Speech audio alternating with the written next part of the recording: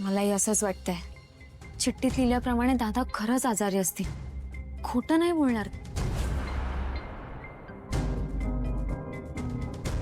बाबा, सध्या आईला तुमची जास्त गरज आहे. तुम्ही तिच्याकडे लक्ष द्या. तू शांत हो. मी बोलतो आईल्याशी.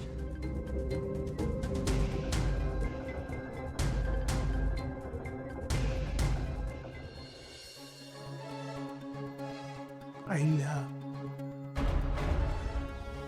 श्रीकांत, मला खात्री आहे ती मुलगी माझ्या आदित्यला कधीही सोडणार नाही.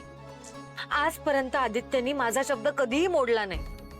आणि आज सुद्धा त्याला माहिती होतं, त्याला चांगलंच माहिती होतं की त्याची आई त्याची किती आतुरतेने वाट बघते. पण तो आला नाही.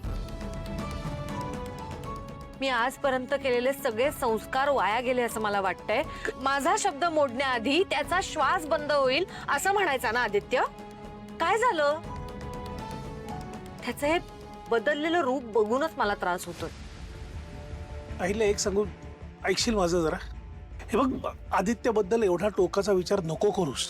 शेवटी आपला मुलगा आहे का तो? आपले संस्कार आहेत त्याच्यावरती. ते असे वाया नाही जाणार नक्कीच. आणि तो का नाही आला याचं कारण सांगितलं ना त्याने. त्याला बरं नाहीये म्हणून नाही आला. आई वडिलांनीच जर का मुलाला समजून नाही घेतलं तर मग कसं होईल ना? हे बघ, त्याला बरं वाटत असतं तर तो नक्की आला असता. जे समोर आहे त्याला खरं मानायचं की मनात जे विचार चालले त्यावर विश्वास ठेवायचा? काही कळत नाही श्रीकांत. सगळा गोंधळ झालाय माझा. हा गोंधळ लवकरच संपणार आहे. कारण आपलं किर्लोस्कर पेन्शन पुन्हा एकदा सुखा समाधानात नांदेल, खात्री आहे माझी.